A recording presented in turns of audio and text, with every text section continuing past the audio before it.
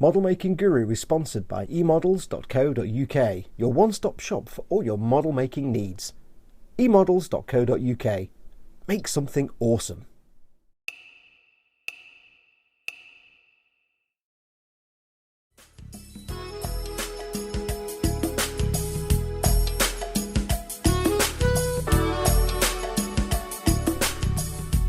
Hey everyone, it's Fox from Model Making Guru here, and welcome to part 6 of our build of the Italeri 1/24th scale Mk2 Transit Knackered Old Tranny Edition for emodels.co.uk. As you can see, I've gone ahead and done some advanced assembly. So what I'll do is I'll talk you through what I've done. Basically what I've done is I've gone ahead and done some advanced assembly. So on to the next part. I'll just go and get everything ready. Just joking. Yes, I've gone ahead and done the basic construction. I did film it, but it's not really anything to write home about, so I can just tell you and save a lot of footage. I've installed the chassis or the floor pan, put the bumpers on, and the back ones, put the clear parts in for the windscreen, the tailgate, and the interior one on the back wall, installed the dashboard and everything else. So you can see now, if it'll come out, the interior's all in there, you've got the dashboard all in there, and all that good stuff. Both doors open and the rear tailgate opens. I've also gone ahead and done something interesting with the tyres, which I'll tell you about.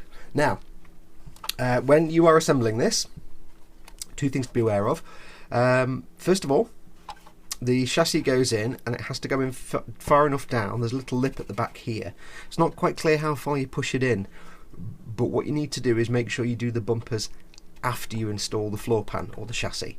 The bumpers have little pegs that go through the bodywork, and they sit above the floor pan, and then they hold it in place. You don't actually have to glue the floor pan in. I haven't. The bumpers and the floor pan aren't glued at all. They're just such a nice snug fit that they just fit together. So put your floor pan in first and then put your bumpers in. Now also, when you put the bumpers in, you might want to go in and just widen the holes with the blade of your knife just a little bit, because I found these to be very tight to the point where one of the pegs on this one snapped. However, that's not a problem, because it means I can have a wonky bumper. I can move it around, so I can have my bumper all wonky now, like it's hanging off, which is brilliant. So yes, put your floor pan in first, then go and put your bumpers on. The rear wall inside, that goes in first. That's glued in, and then the floor pan goes on. The dashboard gets glued in. The windscreen and the glass at the back and in the rear wall, they're all glued in. I'll explain that in a moment. And I haven't glued the glass in the doors, as you can see in either door, for one very good reason. The glass on this, the clear parts on this kit are really nice. However, the rear tailgate and the side windows have these little tabs, and the idea is they stick out on one side. You push it in from outside, and the little tabs pop out into little recesses inside the doors or the tailgate and just lock it into place. They kind of go and lock it into place, which is fine, except you have this big clear part that you can see visibly when you put it in. You could paint over it and it would sort of maybe blend into the black trim around the edge that you've painted, but I decided not to. I didn't think it looked good enough for me to do that. So what I did was I abandoned the door windows altogether, and we'll just assume they're open and wound down. The back one, I couldn't really not do that. So you can see, this is what I mean, you can see these like clear parts. Now I could paint them, but it's not going to look fantastic, because there is a big difference between the black trim I've painted and that black bit. So I'm just going to live with that. We are going to weather over these anyway, so not the end of the world. The windscreen, ignore the instructions. The instructions say to put the windscreen in that way, from outside in. Don't. Get your dashboard in first. Don't put the floor or anything. Put the dashboard in, glue it in, make sure it's set, and then what you do is you get the windscreen and you do it from the inside and you push it out. It will slot behind here loosely. That's still a bit wobbly, but it will go into the top here. There's a little ridge cut into inside. You can't really see, but inside the very top of the roof here. Push it and then push it a bit more and it will click into place, and that's where you want to put your glue, is inside that bit and down the sides. And then when it's in, just run a little more of your glue around the clear part. Don't do down here because you can't get to it. A little more glue around the clear part here just to hold it in place. Now in terms of glue for clear parts, you probably know this anyway, don't use plastic cement like your Tamiya extra thin or anything like that that dissolves plastic, because it will dissolve the plastic and it will fog your clear part and ruin it. Don't use CA, cyanoacrylate or super glue. because it won't damage the plastic, but it will fog. It will fog terribly. You will see it, and if you get a fingerprint, you're screwed. What you want to use is clear glue. This I've used Revell's Contactor Clear, and I've had this stuff for years, and it's great. I love it. There are some things that Revell do that I really do like, and their glues and decals are actually quite good.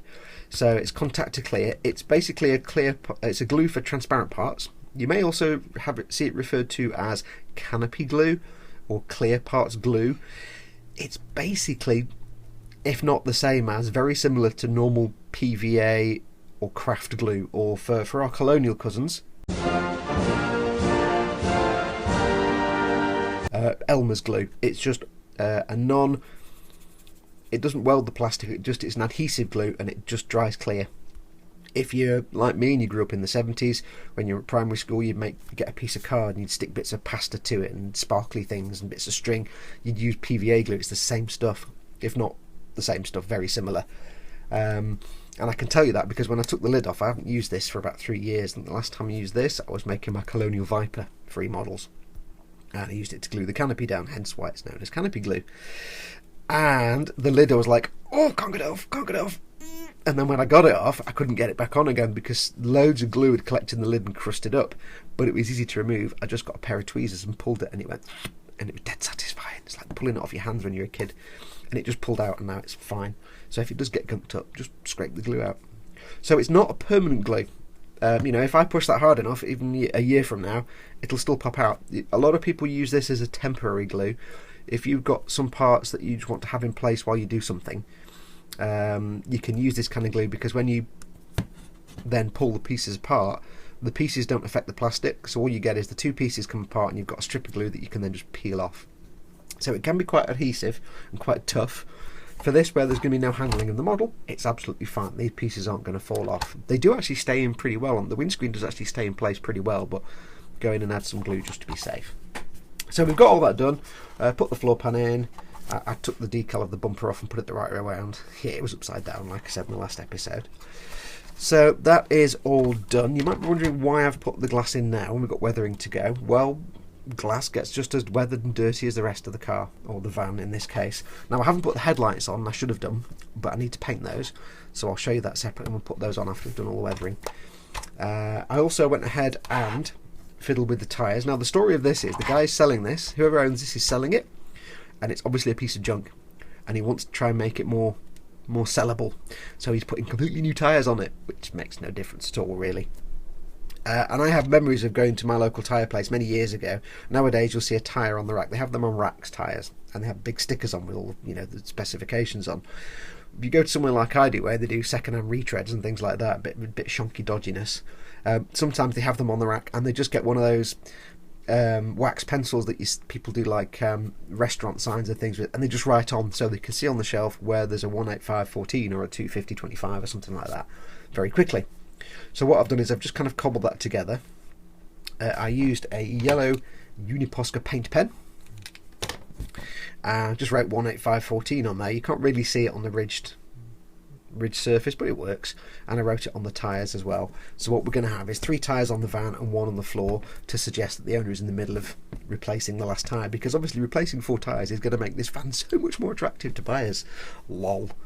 So yeah, and I did some research, and 185/14 is one of the correct tyre specs for transits, or well, more for campers, but the tyres on here itself are listed as 250/25, I think, or 250 something. I can't see without my glasses on, but apparently that's a bit overboard for a transit van. So 185/14s they are. So that's that done. Let's crack on with the weathering. What's the first step? Well, we've done all the rust.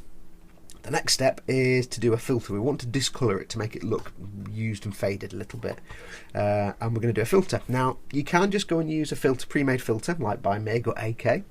They have loads of different colours, and they're usually just very thin enamel paints that you brush on like a wash but thinner, and it just tints it. I want some random variation and just weirdness to it, so what we're going to do, we're going to use some oil paints. I'm going to do an old school style called the dot filter. It's got different names, but I call it dot filter. And we're going to use, I have a selection of oil brushes, which I've not had a chance to use yet, or to show you using. We have a couple of greens, we have a rust colour, we have a dark green, well we've got dark green, field green, rust, olive green, and of course, Starship Filth. Yes, of course we do. And then if that's not enough, I've also got some artist oil colours that I got from my local art store, a green and a yellow, but I might not use those. And we have a couple of brushes. So what we're going to do is we're going to basically tint, or filter, if you like, all the paintwork. And again, it doesn't matter I've got the glass in because I can avoid the glass. And we're just going to do the bodywork, not the underside, because that's going to get different weathering. So let me go and get everything ready, and I'll show you how to do a dot filter, which looks funky, but makes sense when you do it. Back in a moment. Okay, so let's get a dot filter going. This couldn't be simpler, and I always say that. What is a dot filter? Dot filter is very easy. You basically take your oil paints, give them a bit of a shake. These are oil brushes, but any oil paints will do. And you can do whatever colours you want. I'll be really honest, you can do any colours at all. Now these oil brushes are quite good because they're tubes and they've got a brush in there which is designed to get rid of any excess, and it also has a little thing that stops paint dripping out. It's got a brush on the end, so you don't have to get a palette and get a blob of paint and all that kind of stuff. And all you do, the first stage, is just to put dots and blobs of paint everywhere, wherever you want them. Now I'm not going to do too much brown because we've already got lots of brown because it's rusty. So I'm just going to do a few dots here and there. But we'll do more green and we'll do more of the Starship Filth. Let's put one or two there. And you don't have to think about this. Apologies that last section was a bit dark, by the way. My lighting's all in the wrong place. I'm going to put some, I won't put any brown on the bumper, but on the grill, but we'll just put some in random locations. And you can see I'm not thinking about this, not giving it any thought whatsoever. Yeah, these oil brushes are really quite handy because it takes away a lot of the mess of oil paints, you know, getting all the paint ready and having thinners lying around and using brushes and stuff and cleaning brushes. You don't need to worry about that. So there you go. I didn't have to clean a brush or anything. Let's try green. See what colour green this is. Quite a nice green actually. Let's do some more splobs here. Obviously be careful where you put your fingers, you don't want to take all the green off. And you can do as many or as little dots as you want. You don't have to do lots, you can do tons, it's entirely up to you. But again, I'm not thinking about where I'm putting it. I'm not being careful how much I put on, either little bits or lots. I'm not paying attention to that at all. Not using a particular technique. I'm going to put some on the grill and on the bumper.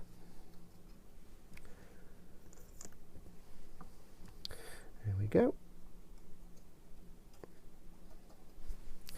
And this is all you do for the first step. Just go wild.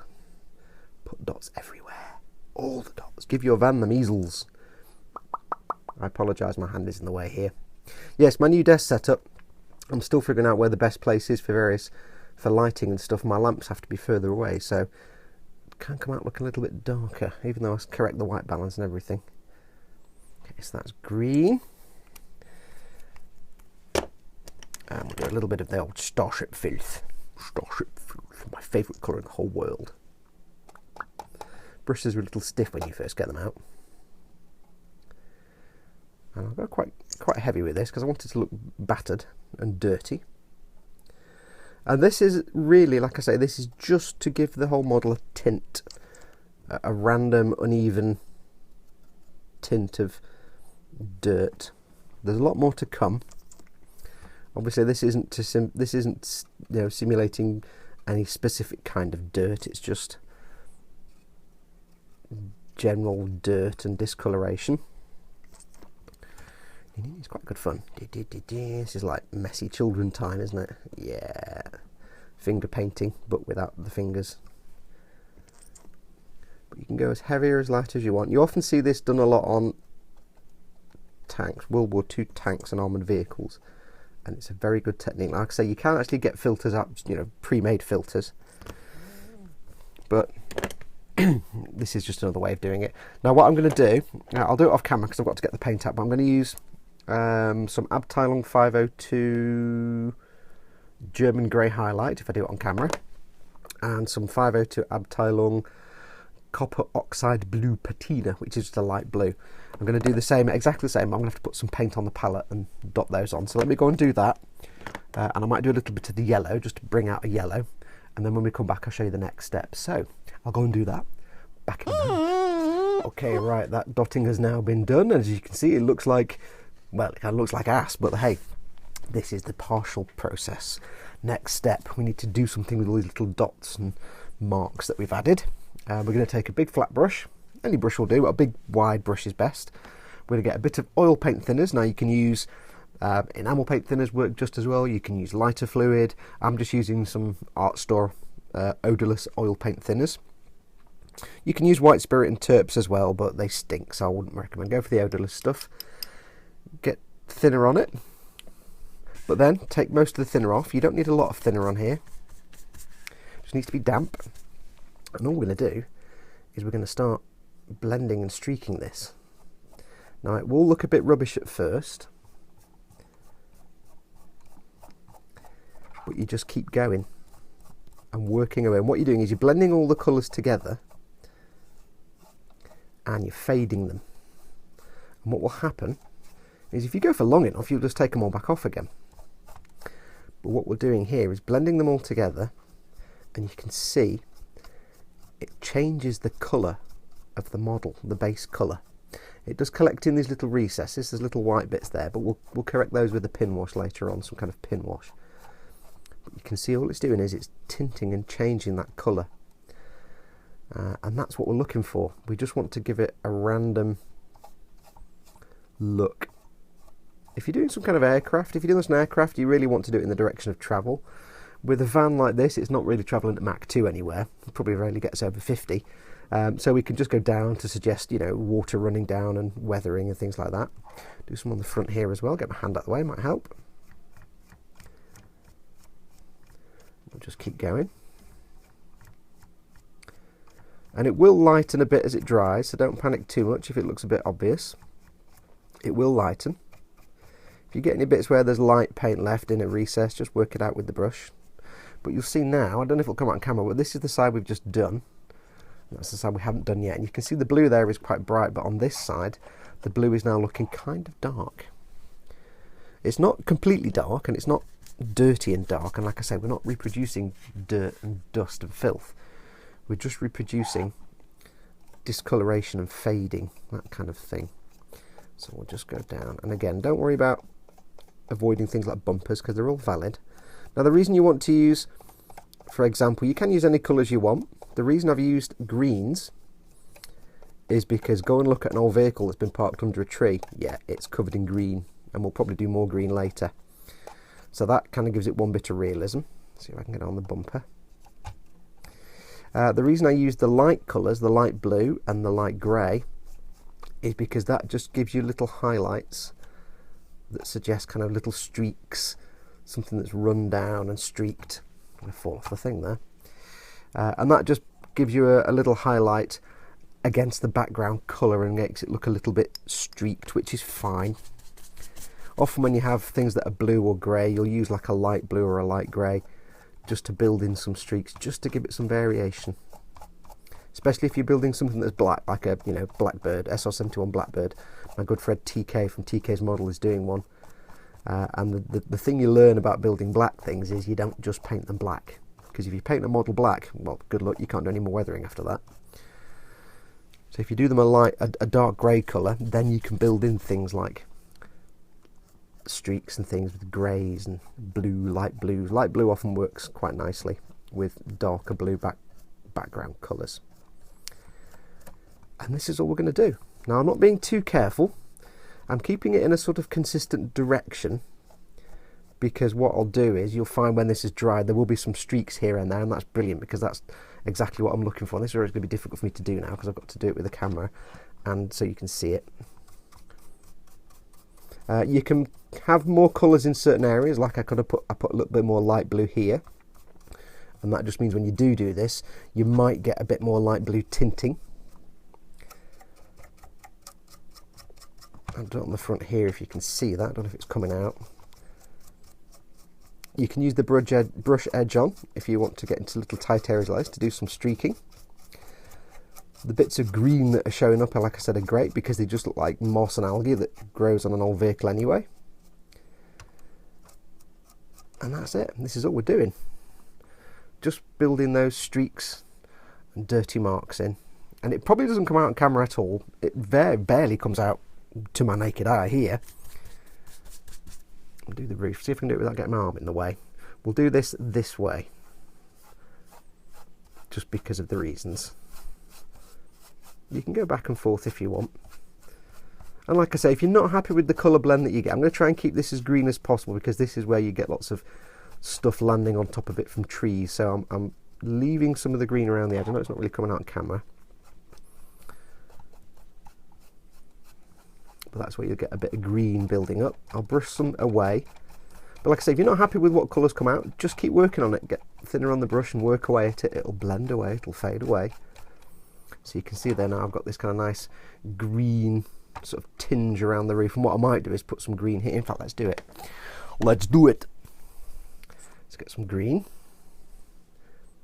Where would green build up? Probably at the top. So let's get some green. Put the brush back in. These are great because there's so much. That's 2 minutes of getting paint ready in a tube and getting a brush and all. This is just, just slap it on. What we'll do is we'll just do a bit of this. Get that going down. And then as I'm getting further down, I'm moving the brush further away from the model and hitting it less. So what I can do is fade that. I can fade it back on itself to blend it even more. And then if I want to get rid of more here, I can work it more with the brush, get a bit more thinner on there, and just brush that away. And this is the beauty of oil paints, because oil paints take so long to dry, you really can spend a long time fussing with it, messing around with it. So I can get rid of a lot of that. And it just has that green tint to it now. So you'll get these little patches of green, and that's, like I say, just where you get like moss and algae growing. So I'll go out and go off and add some more green as we go along. But that's all I'm doing. You can see the little streaks on the door. I'm going to leave those. So that's that step done. It dries, the thinner dries off very quickly. Now, typically with oil paints, if you ever do like a gunk wash, I always say to you, leave it for 5 days to dry. These will dry quite quickly. Depending on what you're going to do next. If you're going to do another coat of filtering or anything where you're going to be putting more oil paint thinners or enamel thinners on top, you probably want to leave it for 24 hours just so it fully dries off, so the next layer doesn't disturb this layer. So what I'm going to do is get this done, leave it for 24 hours, and then if I need to do any, say, streaking, I can come back in and do some specific streaking, which is basically the same technique but on a more controlled scale. But yeah, so I'm going to leave this 24 hours once it's done, and then we'll move on to the next. I forgot that bit. We'll move on to the next step. So I'll go off and get that finished, and when we come back, it'll be the next thing. So back in a moment. Okay, right, that's had 24 hours to work its magic and dry, and as you can see, it's now looking much more yellowy, fadedy, dirty-y, grimy type look. Hints of green on there, but that's cool. The roof's quite green. That's cool because I want to suggest it's been parked under trees for a while. So that's that done. And like I said, it's not painting it, you're just tinting it. You're changing it ever so slightly. So there we go. Now, what's the next step? Well, the next step is what I like to call road grime. Now, it's hard to explain, but I'll show you a picture and it tells you exactly what it is. So here's the picture. There you go. It's that kind of, almost looks airbrushed, dark browny blue stuff that builds up on the side of cars, and you see it the most on white vehicles. It's always dead obvious on white vehicles, so it may not really come out much on this, but I'm going to do it anyway because it's something that happens to cars. It's like exhaust residue and sprayed up dirt and stuff. It's not mud and dirt that's sprayed up the side, it's just like the particulates that have collected, and it tends to be heavier at the bottom and fade up towards the top. Often on a white car you'll see it at the bottom of a door and the bottom of the sort of the bodywork and at the back. So what we're going to do, we're going to do that. Now we are going to use two products, and we're also going to do underneath, we're going to do some dirt and mud. So initially, the first thing we're going to do is we're going to do the road grime, and for that we're going to use MIG A1407 engine grime, and we're just going to airbrush that on. But before I do that, I need to do something else. I need to bring back the masking fluid, the mascol, and the cocktail stick, and give it a good shake, because go out and find a dirty, grubby white car. Oh, look at that. It's all crumply in there. Look at that. It's like a little Christmas present.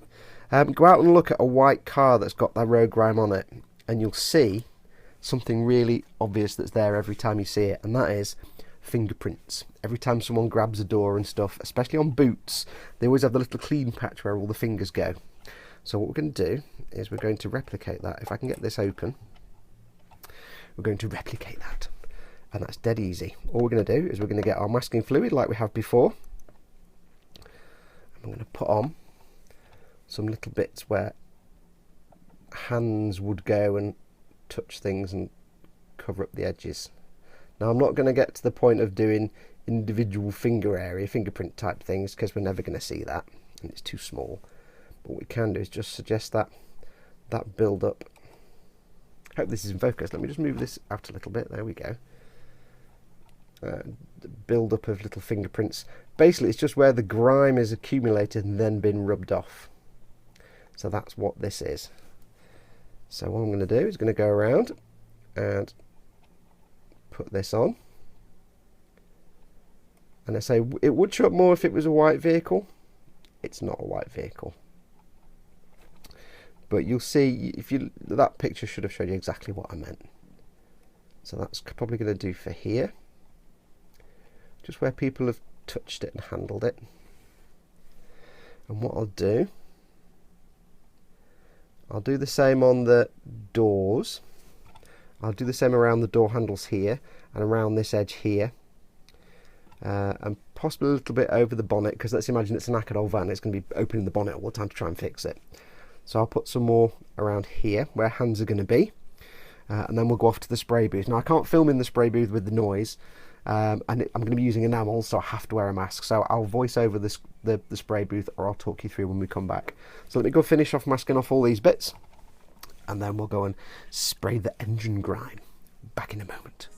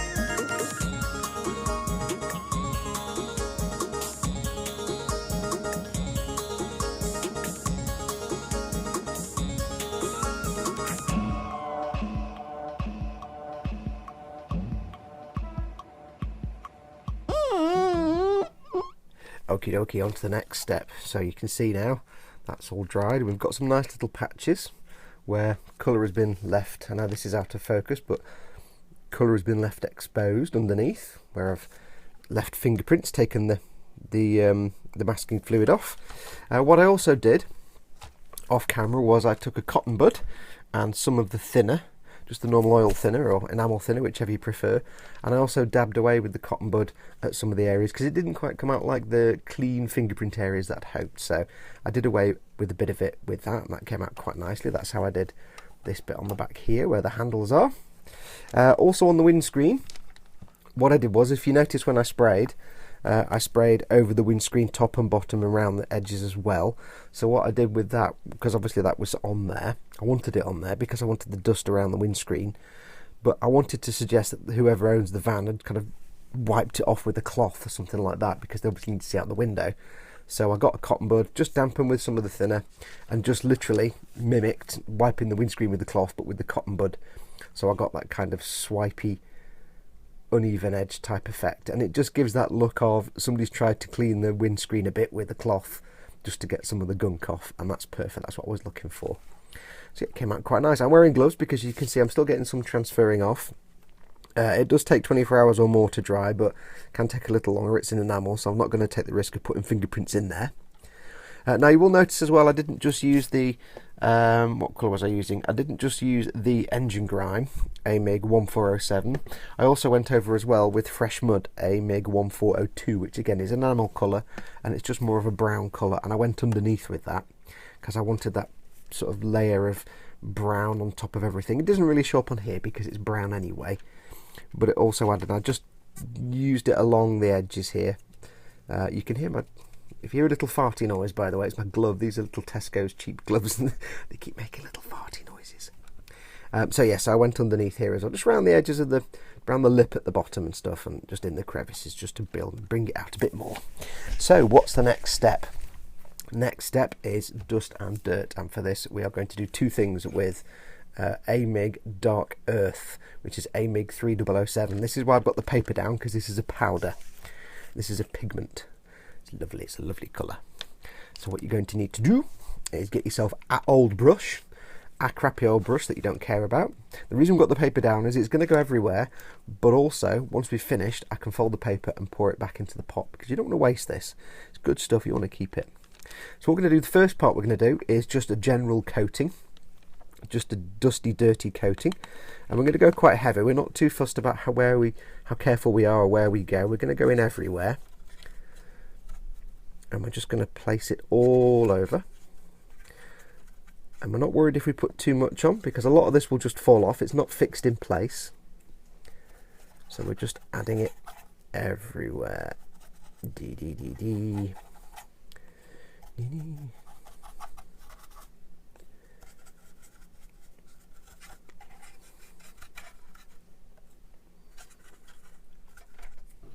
Okay, so I've replaced the paper. All I did was fold the paper up and pour the powder back into the pot, so there's no sense in wasting it. It's good stuff, you might as well keep what you can. But you do need the paper because it will go everywhere, and the reason I wanted to change the paper was if it's all on the paper and I'm putting this down on here, I would have got it all over the roof and it would look like gash. So yeah, so now we've got this kind of powdery look, which is exactly what we want. It's kind of, it's probably not as dark as it should be. If you go and look at go and look under your car, if it's a few years old, you'll have this kind of, or it's really old, you'll have this kind of old dust. Now what we're going to do next is fix this in place. If you're building a Gumpler, you can't do this, but we're going to use MIG's Pigment Fixer, a MIG 3000. If you smell it, it smells just like kind of terps or white spirit, and that's probably all it is. It's just a binding agent that holds this in place. And for this, all we're going to do, we're going to get ourselves a brush. Let me just find a reasonably large brush. Can I get a bigger brush? This brush will have to do. So we've got a brush, again an old brush, don't use a good brush. And all we're going to do is knock the camera several times, obs. And we're just carelessly, really, going to get some on the, I'm going to put it on my little mounting plate because I don't want to spill it. Captain Spillage calls again. So we're going to get some on the brush, and we're just literally going to knock all the camera and touch it. You can be as free with it as you like, and all this is going to do, now it'll look weird at first and it'll look terribly, but like, what am I doing? You might be thinking that you're going to brush most of it away, but that's why we're touching it and not brushing it to the surface. And you just need to go over the whole thing, everywhere you've put powder, and just coat it. This will sort of liquidize the pigment a bit, and then it will dry out and go back to the way it looked, and it'll just be fixed in place. And it doesn't matter if I miss some spots, because if I miss some spots, that's fine. It'll just give me a patchy effect, which is brilliant, which is no problem at all.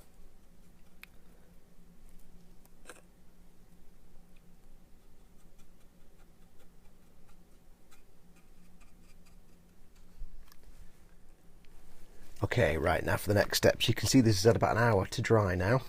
I also gave it a quick blast with the hairdryer because I was getting bored with it drying. And you can see, although it looked like just dark when it first was wet with the fixing agent, it started to come back. The powder starts to come back, and the powder colour now, it's not going to look exactly as it was when it was first, the powder was first put on. It's anything that disappoints me about these powders. They look brilliant when you put the powder on. When you put the fixing agent on, it changes to this. And I always want it to look like it does when before the fixing agent goes on, but never mind. You could go back in with more, or use a little less fixing agent. I probably went a bit heavy with it, but it's not the end of the world. So that's perfect. Next two steps, we need to do something with the wheel arches and something with the engine block. and we're going to use a few things. Wheel arches, if you look at wheel arches, they get crusted in dirt and bits of grass and all kinds of crud. So we're going to do something funky here. We're going to use some matte varnish. Any matte varnish will do, but it's got to be brushable. This is MIG's matte varnish, a Mk2. And we're going to use some more dark earth. So I've still got the paper down. So I'm going to get myself some varnish of the matte. Put it in a little cup. Oh look, it's not got a hole in the end. How rare. Let me get one that's got a hole in the end. You know, it's all very well planned, this. Shaking, shaking, shaking, shaking, shaking, shaking, shaking. Right, so that's the matte varnish shaken. So we've got a load of matte varnish in the pot here. Little pot of the matte varnishes. And what we're going to do, well, the first thing we're going to do is we're going to take some dark earth and we're going to put it on the engine block. The reason I'm doing this is because it's going to get contaminated with the matte varnish very shortly. So I'm going to put some dark earth on the engine block here. I'm going to leave that for a moment. Put the lid back on my powder because I'll lose it otherwise because I'm spesh. Okay, put the brush over to one side. I don't want to get too much powder on the paper. So we'll leave that for the moment. Now, get the matte varnish. What we're going to do is we're going to take some matte varnish and we're going to very heavily brush it inside the wheel arch. And we're going to be fairly quick because we don't want it to start drying. But we're just going to focus on the wheel arch. And I hope this is coming out on camera. Can't really see because there's a big ass wheel in the way, but never mind. So we're going to just, forgive me while I move the model around a little bit, making sure it goes on the inside of the bodywork and all around the inside of the wheel arch and up at the front behind the back of the grille and everywhere up here. Now, I've never tried this before. This is just me thinking logically and thinking, how can I do this? And I know nobody's ever going to see this because it's going to be on its wheels and nobody will ever see this, but I wanted to show you so you can add this method to your arsenal of methods. And the reason I'm using matte varnish is basically I want something that the powder can stick to when I apply it, but I also want something that's not going to dry shiny. So I'm going to fade the matte varnish out a little bit as it goes to the edge. It doesn't matter if I put too much on. Okay, right, that's going to do. Now what I'm going to do, come back with my powder. Where is it? There it is. And I'm going to, that's not powder, that's fresh engine oil. Hello. Special, told you. Got my powder, and what I'll do, I'll get a little cup, because I don't really want to contaminate the powder that's in the pot. A little cup, put some of the powder in there. There you go. Yeah, I don't really want to contaminate the powder that's in the pot. Get some of that powder, and I'm going to start jamming it in here. Doesn't matter if it gets mixed in on the brush with the matte varnish, that's fine. And I'm going to work it into the matte varnish. So it's making a kind of paste. Now where there's no matte varnish, that doesn't matter because it'll just fall off. Where there is matte varnish, it will accumulate. And my head will get in shot, apologies. It will accumulate and stick. Now the first layer here is just going to be, it's going to make like a mush. But as I put more on, as I put more on, it will start to look grainy and powdery. And hopefully the matte varnish will seep through to the upper layers where it's all grainy and powdery and hold it in place. But what I can do once I've done this, once I've done all this earth and dust under here, what I'm going to do is go over with a matte varnish just on the underside to lock it all in. And I know you can't really see it, but now we've got this effect of crusted on, heavily crusted on and layered earth and dust. Because this is the bit when you wash the car, obviously when it's driving along, this bit is getting cleaned by road spray and stuff, but under the wheel arches is where all the dirt goes. Most of it gets spun off the wheel onto the wheel arch, and you get these big build-ups of earth and dust and scum and ming. Now, for the engine block, what we are going to do is take some Mk2 fresh engine oil. Now this is exactly what it says. It looks like fresh engine oil and it stays shiny. So if I get myself a little brush, what we're going to do is just straight from the pot, we're going to use it almost like a fixer. We're going to paint this on over the powder that I've already put on. Just a little bit, not too much. And what I'm hoping here is that it will retain its slightly glossy oil look. If I can get the brush in there. But it will also, hopefully, if I'm lucky, retain a little bit of the powdery look. Turn that round so I can see what I'm doing. Because I want it to have that fresh oil look, but be slightly lumpy. It might not work. I'm going to go around the edge here, so it catches in the grooves. Get with the groove.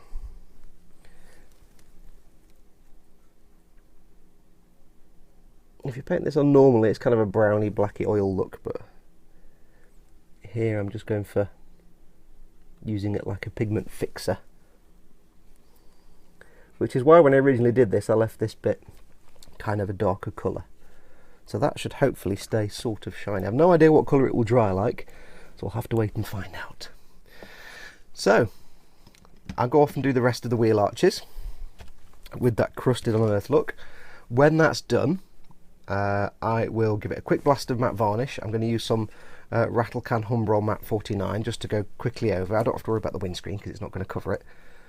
And then we'll see what this comes out like. So, I shall be back momentarily. Okay, so that's all dried and set now, and as you can see, it's looking nice and dusty and dirty, and that's exactly the kind of look I wanted to go for. I didn't go over with the matte varnish in the end because there are some bits that are kind of slightly shiny, like round the differential here, the transmission, whatever the hell that is, the big T-bar thing, differential, rear diff. There's some little side shiny edges to it where there's, say, the original paint is a little bit more reflective than the powdered area. So I quite like that. There's some shiny areas and some matte areas. You can see the oil on the engine came out quite nicely. It now looks nice and oily. Didn't quite come out as lumpy as I'd hoped, but it has that dirty look, which is perfect. That's exactly what I'm looking for. And the fuel tank here, again, comes out a little bit shiny. The shiny's coming from, I think, when I did the dark wash. But the areas where I've put the powder has matted that quite nicely. So you get that nice contrast, and it looks like something that's metallic without being metallic shades. The crusting in the wheel arch, hopefully you can see on camera, came out really nicely. It has that real kind of clodded, dried earth look, and that's all purely held in place by the matte varnish. Now, over time, what I did was I let it dry for about an hour or two, and then tipped it upside down, well, the right way up, and just tapped it out on the paper to loose any remaining powder. Obviously, powder that wasn't where there was any matte varnish came off quite a bit, and that's what I was left with. Now, over time, obviously with repeated handling, that powder would still occasionally, come off a little bit. It's not like welded in there forever. I didn't want to go over with another matte varnish because I didn't want to have the hassle of masking off all the windscreen and everything else just in case. And I knew it would stay on okay. But it's not going to really be handled much. Once I've finished this build, it's going to sit on the diorama. It's going to go back to E-Models for their display cabinet, and it's going to sit there forever. So a little bit of powder coming off here and there, that's fine. A little bit particle every now and then is not a problem. Once it's in the display cabinet and there, that's it, you're done. And this also goes to matte varnishes, which will cover when this is finished. It's not going to get a top coat, it's not going to get a matte varnish, because all the enamel work and all the oil work we've done and so on, the weathering, that's matted the surface up enough. So because it's not going to be handled, you don't always have to do a matte varnish at the end. It might be matte enough already. So you can see there that's been done. I've gone ahead and put the tyres on 3 of the wheels. I did have a slight casualty, well, 2 slight casualties. First and foremost, when the oil was drying, you can see the oil's come out quite nice. There was a little wet bit there, and I put this down, and it must have come in contact with some paper, the newspaper, because a little bit came off. So I'm just I've got to go and clean that up and just paint some brown over it to hide it. And I don't know if this is a result of using the pigment fixer, which is basically, I think, terps or white spirit kind of stuff. But you may notice when I turn the wheels, yeah, that little bit there, the little C clamp snapped Now, if this was a Bandai kit, I'd say, yeah, I put too much thinner on and it weakened the plastic. It may have been that, or it may have just been tight and snapped anyway. Now, it's not the end of the world because it doesn't really matter. When I build cars, I don't really care if the wheels turn around or not. You're not going to play with it. So when it's posed on the diorama, I can just make sure the wheels line up the same way. This one's not going to have a tyre on anyway. And if I fancy it, if I'm not keen on that being loose and floppy, I can just glue that in place. So it's not the end of the world. I did go a bit heavy with the fixer, I think. If you're doing pigment fixing, you might not want to put on as much. If you didn't put on quite as much, perhaps this would look a bit more brown and earthy, but I'm quite happy with the way it came out. I just went overboard with it. So it's in there and fixed. So that's done. I also went ahead and put on the tail lights, painted and put on the tail lights and headlights. Now, I made a terrible mistake, and you're going to learn from my mistake. Whatever you do when you build this kit, do not put the headlights on after you put the grille onto the main vehicle, because they can't go in. You have to kind of, it's another one where you've got the piece and little tabs on the side and you're supposed to push it into the tabs go in. I pushed and pushed and pushed as much as I dared without pushing this whole grille back in again, and in the end they wouldn't go in. I couldn't get them to fit, so what I did was trim one of the tabs off, put them in and glue them down. So there you go. But these have all been painted. Quite simple. All I did was the back of the headlights were painted with chrome silver, I think, or was it flat ammo? It might have been Tamiya flat ammo. No, ammo by MiG Steel, a MiG-191. It's the one number of MiG paint that I know off by heart. A MiG-191 steel, just painted on a couple of coats to make it solid, and that way when you look through the headlight you get that kind of silver background, because if you look inside a headlight it's reflective chrome inside the plastic, so the light shines. It's not brilliant, but it works fine. It's there. The indicators were quite simply just painted on the reverse side with Tamiya clear orange, couple of coats, just brushed it on, couple of coats to build it up, and then I went round the outside with Tamiya rubber black, which is somewhere. Where is it? No, that's German grey. I've got it here somewhere. Tamiya rubber, is it XF19? Am I remembering that rightly, or is that wrong? It might be, oh there it is. XF85, obviously not XF19. Rubber black. It's like an off-white, it's like an off-black. It's not quite black, it's like a very dark grey. So I went round the edges of those with a very fine brush. Rear tail lights, same again. They're just painted on the back. I painted the orange piece first with Tamiya clear orange, painted the two red parts with Tamiya clear red, and then painted behind the indicator part with just the ammo steel again. I painted the steel bit first so that I didn't get any of the other colours bleeding through. These are clear colours, the red and the orange. They're clear colours, and if you do a couple of coats, it just builds up the colour nicely. And then to make it all look nice and solid, once all the clear colours are dried, I went over the whole thing at the back with the coat of the ammo steel, and that just gives the clear colours the steel colour behind them, so they look solid, rather than, if you didn't put the steel on, they'd look kind of wishy-washy. So the steel just bulks it and makes them look like proper lights. And again with the rubber black round the edge. Now these are just glued on with white glue, PVA glue. What I found was when I was painting the clears on, they kind of collected up around the tabs, so what I had to do was widen the holes for the tabs a little bit and just push them in. Because I didn't want to get glue everywhere and ruin the paint finish, I used white PVA glue. Just push them on, and they're on there now. They're not going to come off. You could pull them off if you wanted to, but they're not going to. I did find these tail lights, I don't know, they don't really fit very well. I don't know if that's the way it actually looks on the real thing, but I tried them different ways round and swapping them over, but they just didn't seem to fit flush, no matter which way you do it. But that's fine, maybe that's how the real thing looks. So yeah, that's kind of done. You notice there's a bit of paint come off there on that bit of trim. I'll touch that up with a little bit of either the blue or the rust colours, just to make it blend in. So that's all the headlights on. I also went over with a little tiny bit of just a very, very light brown wash. What I did was I got a little bit of the what did I use? I used a little bit of the matte varnish and a little bit of the dark earth pigment, just very, very, very thin. In fact, no, sorry, I'm telling you wrong. I used a little bit of the ultimate thinner and a little tiny bit of the dark earth pigment, very, very, very, very thin, and used it a bit like a wash just to go over the black, and a little bit of the lights just to make them dirty and blend in a little bit. Otherwise you'd have a nice clean light and a nice black outline, and that'd look a bit rubbish. So there you go. So that now is almost complete, the vehicle. One last thing we need to do, and that is our good friend at the Tamiya Weathering Master Pigments. And all we're going to do for this is get the door open and this door as well. And all we're going to do really quickly is get a bit of the pigment, and we're going to use some of the mud. This is set A, available from eModels. This is set A, which is Sand, Light Sand und the Mud. And all I'm going to do is very quickly get some of the mud on the little squidgy, and I'm just going to, as best I can without knocking the camera too much, best I can, just get some in here around the footwell. Now I could do this with the weathering powders and pigments, but I just figured it's quicker and easier to do this. It doesn't really matter, you're never actually going to see it, but if you ever open the door it'll be there. So I'm just going to, I can't really do it on a way that you can see it on camera, and I actually can't see very well. So it's just really putting some earthy discoloration on the floor. A bit more. Just put a little bit in there. I can see this bit better now. And again, you could go to all the trouble of using pigment fixer and the powders and pigments, but ideally if you're going to do that, that's something you do before you you get everything built in. This is really just a little bit of an accent, just to give it that dusty, muddy look, and that's about as much as I want to do on there. And I say again, you're never actually going to see it, but I know it's there, and it's just a little accent.